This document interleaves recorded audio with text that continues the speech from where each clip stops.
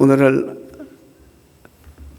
창세기 20장 말씀을 통해서 하나님이 우리에게 주시는 일반 은총과 특별 은총의 차이에 대해서 하나님 우리에게 이 세상을 그래도 선하게 다스리기 위해서 모든 인간들에게 주신 그 정의라는 개념, 일반 은총으로 우리에게 주신, 그러나 거기는 구원은 없습니다.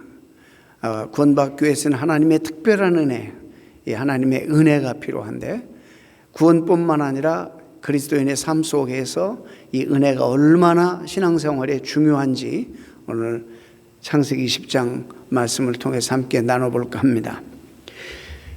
유시아 씨가 지은 책에 새는 날면서 뒤를 돌아보지 않는다라는 그 책 속에서 나온 한 스토리가 있습니다.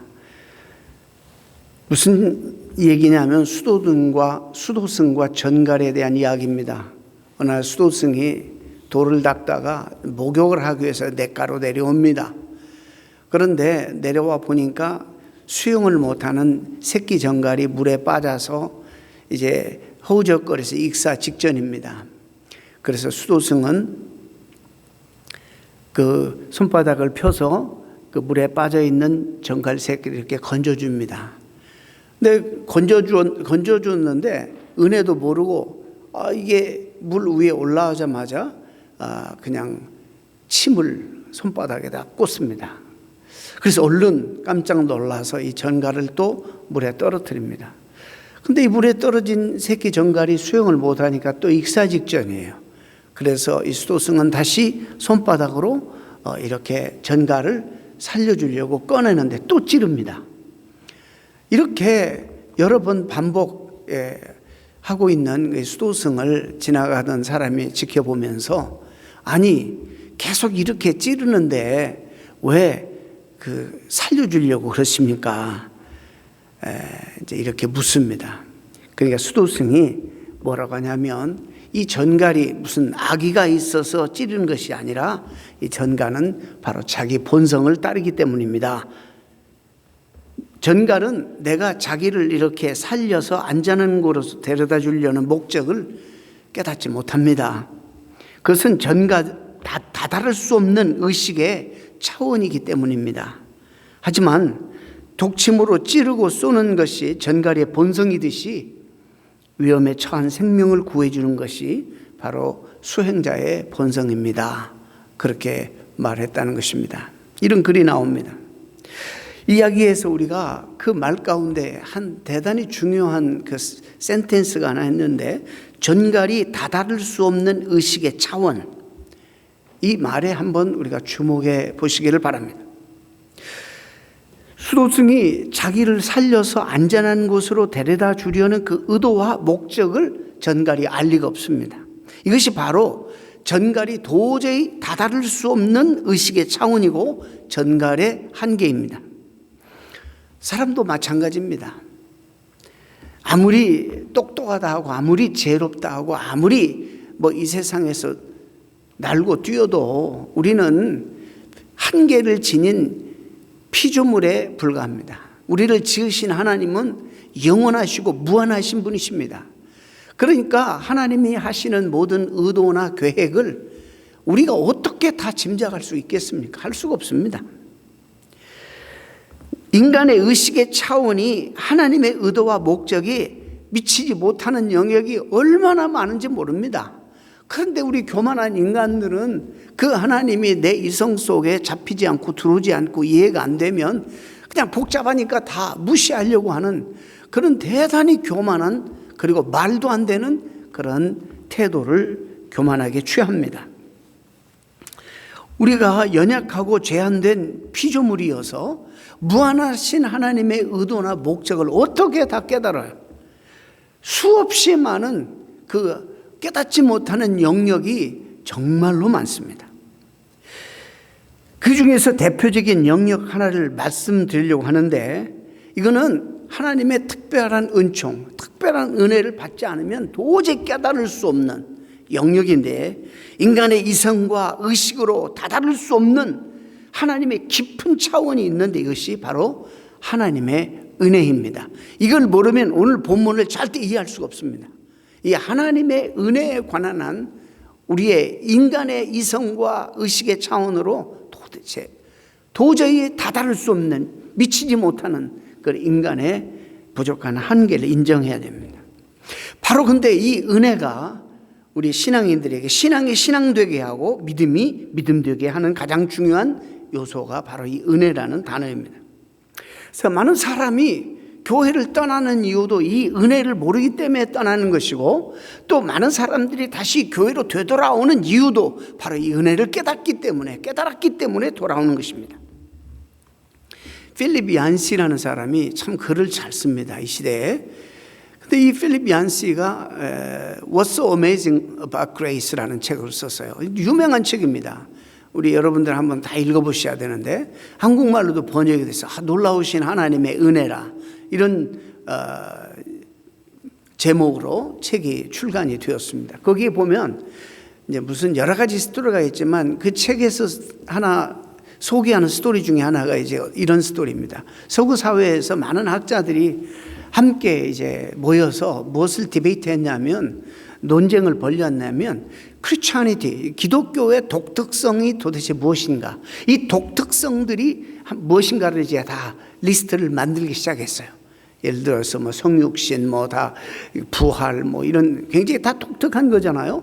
그런데 가만히 보니까 히랍 문서에도 뭐 그다음에 옛날 고대 문서에 노아 방주 사건 같은 것도 있고, 그다음에 무슨 뭐 우리 부활 같은 것도 우리 없는 것 같지만 동양 사상에, 미륵 사상에 약간 그런 것들이 있잖아요. 그런 것들 조금이라도 어떤 문서에나 고대 문화나 히랍 신화나 이런 데 나오면 이렇게 하나씩 지어나가기 시작했어요. 그리고 막 심각하게 디베이트를 하고 있는, 논쟁을 벌이고 있는데 어떤 사람이 싹 들어오는 거예요. 그게 누구냐면 C.S. 루이스예요. C.S. 루이스는 다른 곳에 가서 다른 팀에 가서 다른 것을 발표하도록 초청받았는데 자기 방을 못 찾아가지고 우연히 이 방에 들어온 겁니다. 근데 이런 디스커션을 하고 있고 이렇게 논쟁을 벌이고 있기 때문에 도대체 뭐 때문에 이렇게 논쟁을 벌입니까? 우리 기독교의 독특성, What is the uniqueness? What are the uniqueness of Christianity? 여기에 대해서 우리 얘기하고 있습니다. 그러니까 C.S. 루이스가 한순간도 망설이지 않냐고, 그건 하나님의 은혜 아닙니까? 은혜. 이거는 설명할 수 없는, 다른 종교에 없는, 어디 이 땅에 어떤 이론과 사상에도 없는, 기독교 안에만 있는 독특한 그런 요소가 바로 하나님의 은혜가 아니냐, 이렇게 말했습니다. 여러분, 은혜가 뭡니까? 우리 사전적인 정의를 알잖아요. 받을 자격이 없는 자에게 일방적으로 쏟아 부어주시는, 하나님 편에서 일방적으로 자격이 없는 우리에게, 오히려 원수된 우리에게 쏟아 부어주신 호의와 사랑이 은혜 아닙니까? 그래서 복음성가 있듯이 하나님이 왜 나를 사랑하시는가, 왜 나를 사랑하시는가, 우리는 알 수 없다는 거예요. 이해가 불가능하다는 거예요. 설명이 안 되는 거예요. 말씀드렸지만 하나님께서 이 세상을 통치하시고 운행하시면서 우리 각자의 양심과 선한 양심도 주시고 많은 그런 가치들도 주시는 가운데, 이 세상 사람들로 하여금 이 세계가 아무리 악해도 추구하는 게 있어요. 그러면 최고의 선이 뭐냐면 정의입니다. Justice. 이건 righteousness하고 다른 개념이에요. 이 justice, 공평, 그다음에 정의. 근데 성경의 righteousness, 의는 이거는 하나님과의 관계성을 가지고 말하는 거예요. 도덕적으로 이해하면 안 되고 율법적으로 이해하면 안 되고, 그래서 이 단어가 다른 개념입니다. 그래서 가장 모든 국가와 사회가 인간의 최고의 지혜를 동원해서 어떻게 하면 정의로운 사회, 정의로운 그런 공동체, 공평한 공동체를 만들 것인가를 가지고 최선의 노력을 다하고 있습니다. 만약 이 땅 어디서든지 어떤 공동체든지 정의가 실현되는 사회가 있다면 아마 최고의 사회로 평가를 받을 것입니다. 이 말은 이 세상이 아무리 그래도 정의롭지 못하잖아요. 그래서 그 정의를 위해서 싸우고 투쟁하고, 이 믿지 않는 세상도 하나님이 그렇게 주도하세요. 근데요, 이런 정의에 관한 관점에서 세상이 우리들이 추구하는 최고의 선, 이 저스티스의 정의의 관점으로 보면 은혜는요, 정반대 개념이에요. 참으로 불편한 개념이에요. 은혜는 비리 같은 것이에요. 부조리 비리 같은 것이 바로 은혜예요. 어떻게 보면. 그래서 인간의 이성으로 이해가 불가능하고 그래서 잘 못 받아들이는 거예요. 그래서 지성인들이 교회에 들어왔을 때 이 은혜 교리 때문에 사실상 이걸 받아들여야 되는데 합리적으로 이거는 맞지가 않는 거니까 못 받아들이는 이유가 여기 있어요. 그러나 신앙생활의 시작은 바로 이 은혜가 해결돼야 돼요. 은혜를 받아야 되는 거예요. 은혜를 모르면 신앙생활 시작이 안 되는 거예요. 자, 정의는 당당하게 받을 자격이 있는 자들에게 공정한 대접을 해주는 것입니다. 즉 자격을 갖춘 자에게 그에게 자격에 합당한 공정한 대가를 지불하는 것이 정의예요. 내가 이렇게 열심히 일했는데 일한 만큼 받아야 되는데 정의롭지 않으면 그렇게 못 받아요. 내가 이렇게 해서 스펙을 쌓고 사회적으로 이런 스테이터스에 올랐는데 내가 이 사회에서 이렇게 쓰임받지 못하고 무시당해. 정의롭지 못한 세상이래 말이에요. 그런데 은혜는 뭐냐면 아예 자격이 없는 자들에게 일방적으로 하나님께서 일방적으로 부어주시는 사랑과 관심이에요. 그렇기 때문에 이것은 하나님이 주시는 특별한 은총 없이는 깨달을 수가 없어요. 이해할 수가 없어요. 바로 이것이 바로 인간의 한계예요. 여러분, 이 참으로 전갈의 의식의 차원으로는 수도승의 그 의도를 절대 깨닫지 못하는 것처럼 이것이 내가 너를 죽이려고 하는 것이 아니라 너를 좀 살려서 안전한 곳으로 너를 꺼내주려고 한다는 수도승의 의도와 이 목적을 깨달을 리가 없는 거예요. 전갈 자체의 의식의 한계 때문에. 마찬가지예요. 인간의 인식의 차원으로 하나님의 은혜를 도저히 이해할 수 없는 것입니다. 설명할 수도 없습니다. 그런데 이 은혜를 모르면 신앙을 모르는 거예요, 사실. 시작도 안 된 거예요. 이 은혜를 알아야 돼요. 오늘 본문이 바로 그 은혜가 구체적으로 무엇인지 보여주는 장면입니다. 오늘 어디 읽었습니까? 창세기 20장 읽었습니다. 창세기 20장은 어디에 중간이에요? 19장과 21장의 중간이에요. 잘 들어보세요. 19장은 어떤 사건이냐면 아브라함이 12장에 부름받아가지고 지금 19장까지 왔는데 이 기간이 적지 않은 기간이에요. 성경은 빨리 지나가지만 19장에는 소돔과 고모라가 멸망당하는 것을 그가 친히 눈으로 목격했어요. 유황불로 정말 오늘날로 말하면 마그마가 터졌는지 어떻게 됐든지 그 성읍이 불타는 하나님의 엄중한 심판 때문에 그 죄악이 심판받는 것을 그가 목격했어요. 하나님 앞에 얼마나 큰 두려움이 있었겠어요. 하나님 앞에 정말 하나님의 엄중한 심판에 대한 그런 각성도 있었을 것입니다. 그 다음에 21장은 뭐냐면 그동안 기다려왔던 25년 동안 기다려왔던 언약의 씨, 자기 몸에서 사라의 몸에서 태어날 그 언약의 씨 이삭을 실제적으로 받는, 잉태되어서 출생되는 그 언약이 성취되는 그 장이 21장이에요. 자, 보세요. 그러면 20장 정도 왔으면 12장에서 쭉 하나님과 동행하면서 숱하게 넘어지고 실패하고 좌절하고 그런 아브라함을 들어서 계속 훈련하면서 연단해서 여기까지 왔으면 우리가 뭘 기대하겠어요? 20장에서 엄청나게 신앙적으로 성숙한 사람이 되어 있을 것이라고 생각해요. 그렇지. 이제 곧 언약도 성취되고 이제 그 안에서 하나님이 세우신 언약들이 다 성취되는 그런 단계에 왔으니 almost 영적으로 퍼펙트한 완벽한 그런 사람이 되었겠지. 이렇게 기대했을 거예요. 그런데 오늘 사건은 너무나도 충격적입니다. 너무나도 실망스러운 모습을 우리에게 보여줍니다. 말도 못하게 처절하게 넘어집니다. 치사한 사람으로 드러납니다. 부끄러워서 우리가 못 볼 지경입니다. 그런 사건이 오늘 본문에 소개됩니다. 아브라함이 조카 롯과 헤어진 이래 근 20여 년 동안 정착했던 헤브론의 마블의 땅을 떠나서 가사 남방 약 16km 지점인 그랄로 이주합니다. 남쪽 아브라함의 그 이스라엘 땅의 남쪽은 네게브 사막이에요. 네게브라고 해서 사막이에요. 그리고 이 네게브 사막은요 이집트하고 국경선이에요. 그 왜 그리 갔는지 몰라. 사실 추측할 뿐이지. 그쪽으로 내려가고 있었어. 약속의 땅의 최남단. 그러나 이집트까지는 가지 않고 창세기 앞부분은 그 이집트로 내려갔죠. 기근 때문에. 기근 때문에 갔는지 아니면 이제 아브라함이 데리고 다니는 군사 식소들만 해도 300명 정도 됐으니까 어느 지역에 함부로 들어가면 대단히 충돌, 마찰이 일어날 가능성이 있었습니다. 생명의 보존을 위해서 아마 아내 사라를 또 자기 누이라고 이렇게 속입니다. 앞부분에 애굽에 내려갈 때도 그랬죠. 또 속입니다. 그래서 이 사라가 그 땅에 그랄 왕 아비멜렉의 첩이 될 뻔한, 그래서 뺏어버렸어요.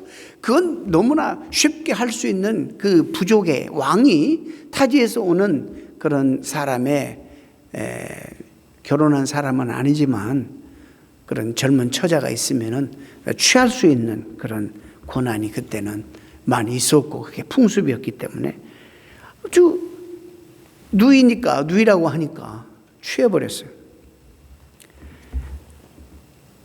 앞부분은 애굽으로 내려갈 때 사라가 너무 아리따워서 자기 아내가 너무 아리따워서 예뻐서 뺏길까 봐서 이렇게 속였다면 지금은 여러분 사라가 지금 89세 90세입니다. 뭐가 90세 할머니가 아리따웠겠어요.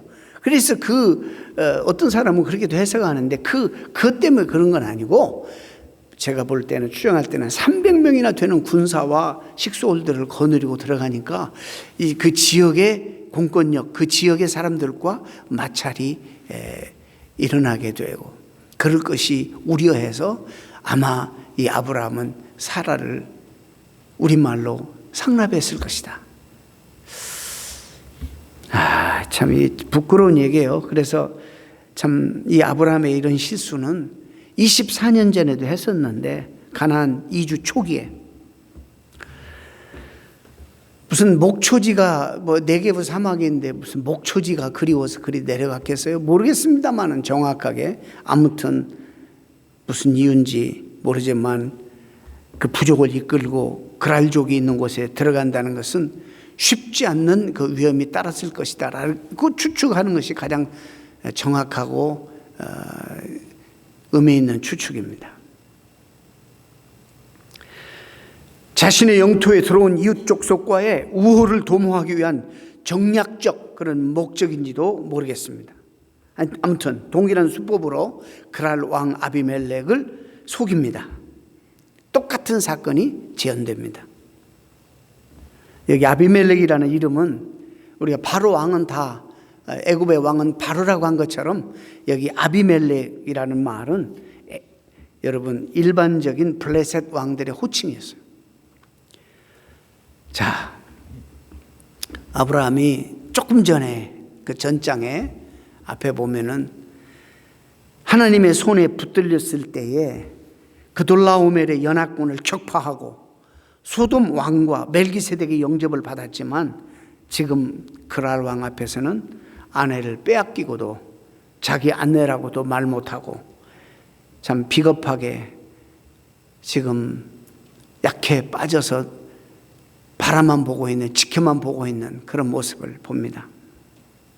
지난번에는 애굽 왕에게 아내를 빼앗기더니 이번에는 블레셋 왕에게 빼앗겼습니다.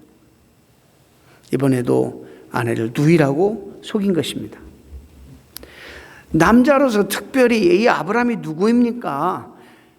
그냥 보통 남자가 아니고 특별히 그 시대에 온 세상에 메시아 왕국을 건설하고 하나님 모든 민족을 축복 주는 그런 복의 통로로 믿음의 아버지 되게 하기 위해 하나님이 특별히 불러내신 특수한 사람 아닙니까?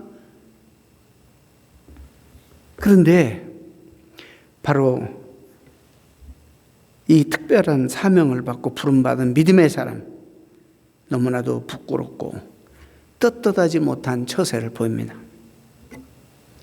그에게는 가만히 보면 위기 시에 자기에게 있는 자기 아내 사라는 위기 시에는 누이라고 하고 평상시에는 아내라고 그렇게 취급하는 이런 비겁하고 못난 사나이였어요. 오늘날 우리 교인들이 마치 교회 오면은 크리스천처럼 행동하다가 교회 밖으로 나가면 신적 아닌 것처럼 이중생활 하는 것처럼 우리가 이 아브라함의 모습 속에서 이중성을 보게 됩니다.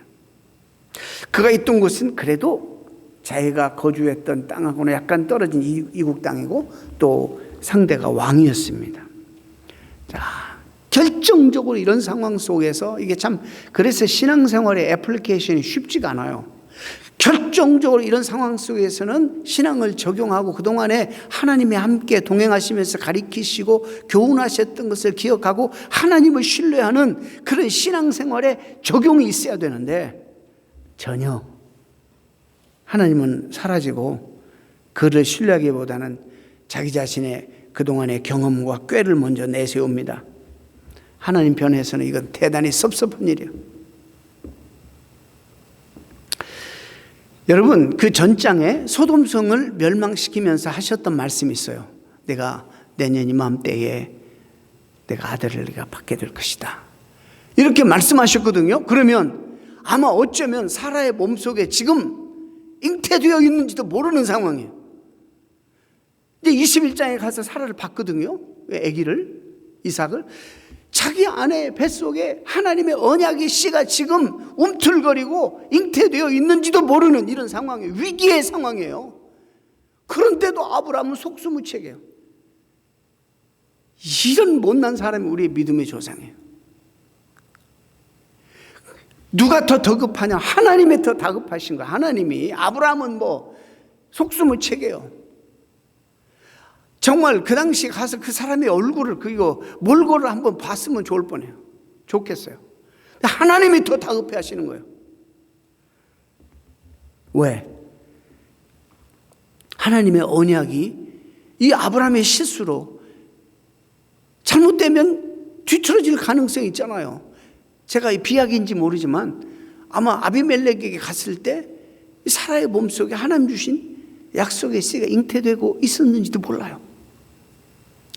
하나님이 개입하십니다. 갑자기 하나님이 그날 밤에 사라를 데려간 날 그날 밤에 꿈에 아비멜렉에게 나타나가지고 으름장을 놓으면서 빨리 돌려보내라고 합니다. 누가 봐도 이건 도덕적으로나 신앙적으로 잘못이에요. 아브라함의 이 위기의 순간에 정말 하나님을 신뢰해야 되는데 오히려 그는 나자빠져 있고 아무 무기력하고 하나님께서 개입하시고 급하게 행동하십니다. 하루도 지체하지 않고 나타나셨어요. 하나님은 어떤 특정한 장소에만 묶여 계시는 분이 아니잖아요. 무소부재 하나님, 어디든지 계신 하나님. 그 하나님께서는 아비멜렉의 꿈에 나타나셔서 너는 남의 아내를 취하였으니 넌 죽어 이렇게 말씀하는 거예요. 깜짝 놀라서 당황한 아비멜렉은 그 여인에게 가까이 하지 않았으므로 이렇게 말해요. 주님, 아니 주께서 의로운 백성도 내가 죄가 없는데 의로운 백성도 심판하십니까? 이렇게 물어요. 여기서 의롭다는 것은 innocent라는 말이지 righteous라는 말이 아니에요. innocent. 그러니까 여기서 말하는 그 의로운 백성의 의미는 무죄한 사람. 적어도 이 문제에 관한은 나는 죄가 없다 이 말이지 내가 하나님이 성경에서 말하는 하나님이 기대하신 의로운 사람이라는 그 말은 아니에요.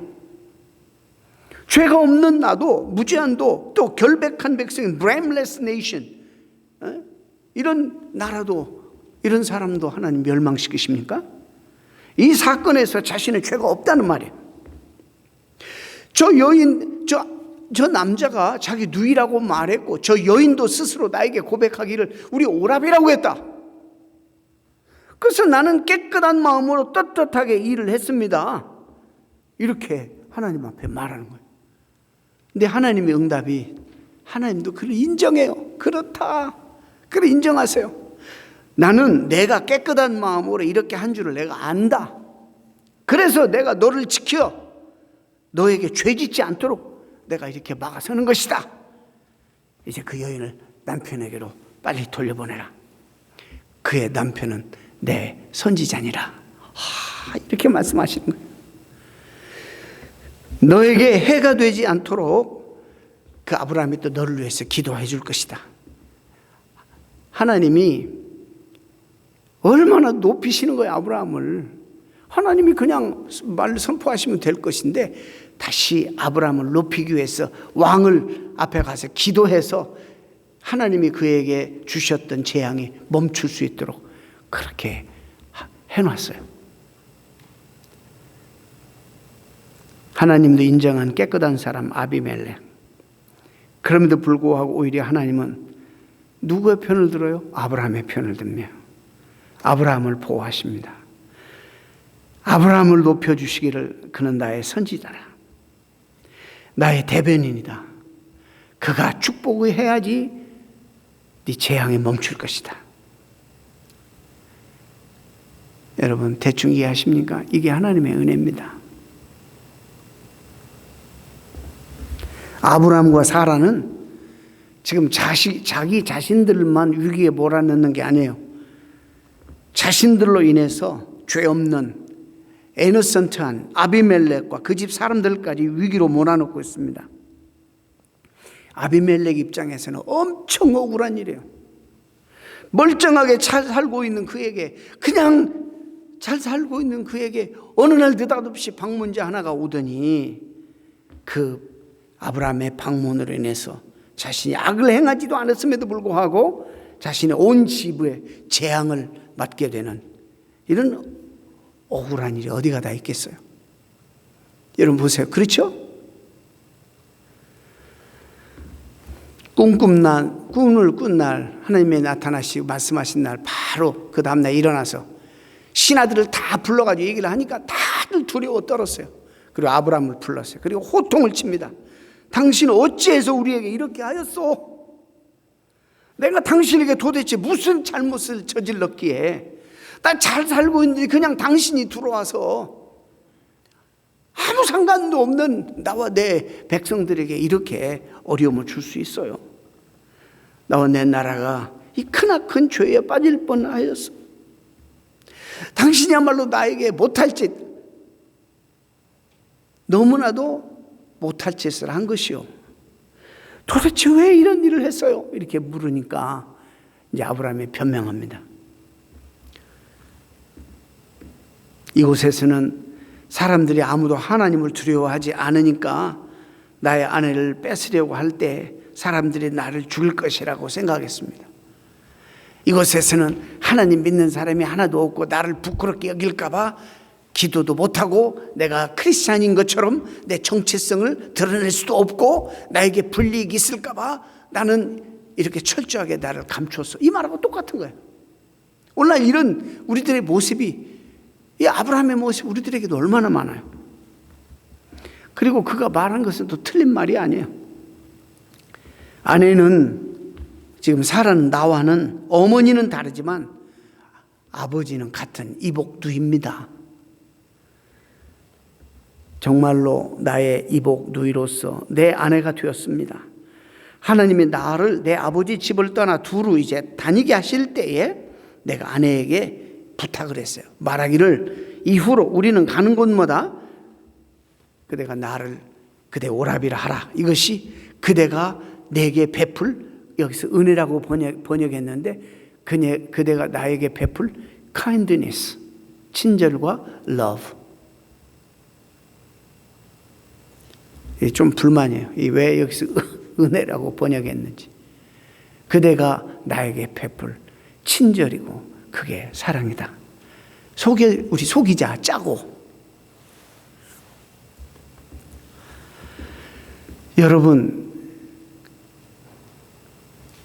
아담과 그 다음에 족장시대 이삭까지는요, 그리고 야곱까지는 다 근친상간이에요. 다 가까운 가족끼리 또 먼 친척끼리. 왜냐하면 인구가 그때는 뻔했으니까. 그리고 요셉의 후예들이 그 야곱의 70명의 가족들이 애굽에 가서 430년 살면서 큰 민족을 이뤘잖아요. 그곳에서. 그때부터 이제 번식을 하게 돼서 그런 내용이 없지만 그때까지만 해도 그건 자연스러운 거예요. 그런데 두고 보세요. 그랬어도 결혼해가지고 지금 아내와 남편으로 살고 있으면 뭐라고 해야 돼요? 내 아내라 해야지. 내 아내라고. 우리는 결혼해서 지금 아내와 남편으로 살고 있습니다라고 얘기해야 되는데 그렇게 못했어요. 비겁해요. 졸려래요. 자, 이 스토리를 이제 여러분 들으셨어요. 이 스토리 전체를 쫙 펴고 본문을 보게 될 때 이 경우에 누가 더 정의로워요? 누가 더 옳아요? 여러분, 아비멜렉이 아브라함보다 훨씬 더 정의롭고 훨씬 더 신실한 사람이라고 평가받을 수 있습니다. 예수 안 믿는 사람이 읽으면 아브라함은 이거 못된 놈이에요. 아비멜렉이 훌륭한 사람이에요. 자기 말대로 온전한 마음과 깨끗한 손으로 자기는 행하는 자였다라고 고백하는 것처럼 그렇게 평가받을 수 있는 사람이에요. 아브라함에게 속임을 당해서 그런 것이지 사건의 저후를 나중에 알고 하나님으로부터 듣자마자 즉각적으로 잘못된 일을 바로잡은 사람이에요. 또 고집도 안 피고.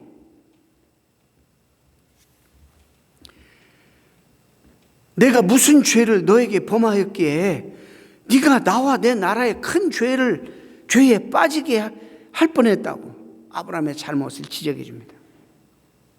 훨씬 아브라함보다 도덕적인 사람이에요. 훨씬 관대한 사람이에요. 오히려 아비멜렉은 자기에게 큰 해를 끼칠 뻔했던 아브라함에게 엄청난 호의를 베풀어서 재산도 많이 줄 뿐만 아니라 네가 이 봐라, 이 땅에서 두려워하지 말고 거하기 좋은 곳을 골라서 이곳에 같이 정착해서 살아라. 보통 훌륭한 사람이 아닙니다. 이 사람이 보여주는 호의, 신실함은 또 있어요. 증거가. 은 1000개를 주었어요. 은 1000개. 1000세겔을 말해요. 고대 바벨론 노동자는 한 달에 약 반세겔의 임금을 받았다고 하니까 계산해 보면 아비멜렉이 아브라함에게 준 은 1000개는 2000명 노동자의 한 달치 임금에 해당되는 거예요. 어마어마한. 아니 애굽에 가서도 한 몫을 탁 챙기더니 아내를 그 바로 왕에게 주고, 네, 여기서도 또 한 몇 천 챙기는 거예요.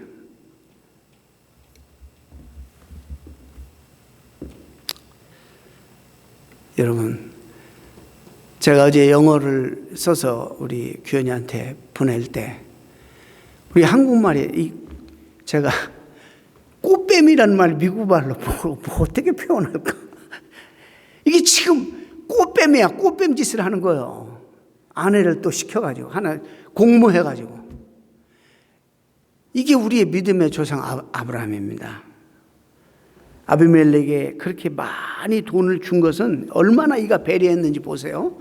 아브라함의 집안 사람들에게 이미 그쪽에서 온 300명과 그 집안 사람들에게 이미 수치스럽고 망신스럽고, 아니 안주인이 벌써 그렇게 됐다는 사실을 이게 알게 되면 이게 면이 서겠습니까? 근데 이 돈을 그렇게 주면서 그 수치를 회복합니다. 마치 자신의 실수로 인정하고 아브라함과 사라에겐 잘못이 없었음을 공식적으로 공표하려는 의도가 있다는 것입니다. 그 다음에 속죄금 성격의 금전은 그동안 벌어진 모든 일들을 깨끗이 정리하자. 여러분, 이 정도면 아비멜렉의 인품과 도덕성이 드러나고도 남습니다. 아내도 팔아먹은 파림치한 아브라함보다 비교도 안 될 만큼 훌륭한 사람이 아비멜렉. 그런데 이게 참 여기서부터 불편해지는 거예요. 근데 왜 하나님은 이를 야단치고 아브라함 편을 드셨는가? 아브라함이 또 오히려 그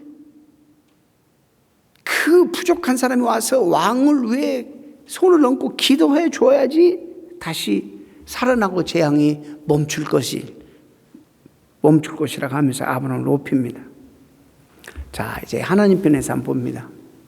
하나님은 어떤 하나님이냐면 언약에 신실하신 하나님이에요. 제가 말씀드렸죠. 우리는 다 언약을 깨뜨려요. 근데 하나님 편에서는 철저하게 지켜요. 너는 내 백성이 되고 나는 너의 하나님이 되리라. 하나님 편에서 이거 지켜야 돼요. 내가 너를 복을 줄 텐데 너를 축복하는 자를 축복하고 너를 저주하는 내가 가만히 두지 않는다. 저주할 것이다. 하나님 편에서 이걸 지켜야 돼요.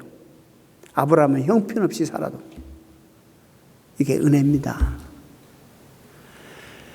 그래서 우리가 오늘날까지 이렇게 하나님 앞에 붙들려 살고 있는 것입니다. 이렇게 부족한데도, 이렇게 사사건건 하나님의 언약을 우리가 어기는데도, 아브라함은 위기 상황에서 하나님을 버렸지만 하나님 그 상황에서도 아브라함과의 약속을 지키고 실행했습니다. 이것이 은혜입니다.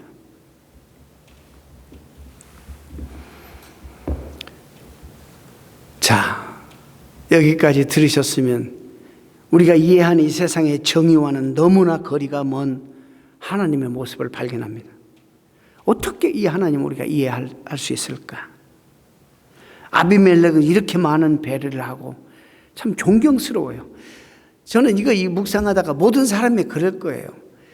차라리 이런 사람이 믿음의 조상이었으면 좋았을 것이라는 생각이 들 정도예요. 훌륭한 사람이에요. 그런데 모든 복은 아브라함에게 쏟아집니다. 그래서 아브라함이 기도했더니 아비멜렉 그의 아내와 그 여종들에게 내려졌던 모든 재앙이 거둬집니다. 이 모든 상황을 우리는 어떻게 이해를 해야 할까요? 이해할 수 없는 하나님의 처사, 이해할 수 없는 아브라함과 사라, 어떻게 이해를 할 수 있을까요? 본문을 보면 전적으로 이건 아브라함과 사라의 잘못입니다. 이 세상 사람들에게 물어보세요. 모두가 다 하나님의 처사가 불의한 처사라고 얘기할 것입니다. 인간의 정의의 관점으로 보면 벌을 받아야 할 사람은 아브라함과 사라예요. 근데 벌을 받기는커녕 그는 내 선지자다. 네가 아무리 왕이라도 그가 와가지고 너를 축복 기도해 줘야지 네가 낫고 이 모든 재앙에서 멈출 것이다.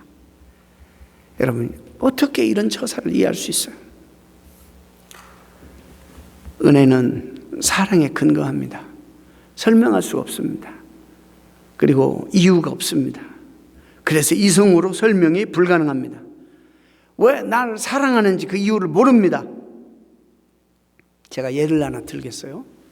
옆집에 어떤 아이가 있는데 옆집에서 기르는 아이는 너무너무 정말 잘생기기도 하고 공부도 너무너무 잘하고 너무 예의 바르고 성실하고 재주도 많고 모든 사람은 호감받을 만한 정말 기대주예요. 못하는 게 없어. 그야말로 얘는 역사에 뭔 일을 하나 하겠다 할 정도로 성품도 좋고 공부도 잘하고 또 인물도 좋고 뭐 쭈삣쭈삣 하는 것도 없고 당당하고. 그런데 예를 들어서 그런 아이에 비해서 내 자식은 공부도 못하고 게을르고 부모의 근심거리만 맨 사고만 치고 너무너무 힘들게 한 얘 하나 기르는 것이 이렇게 힘들 수가 없어.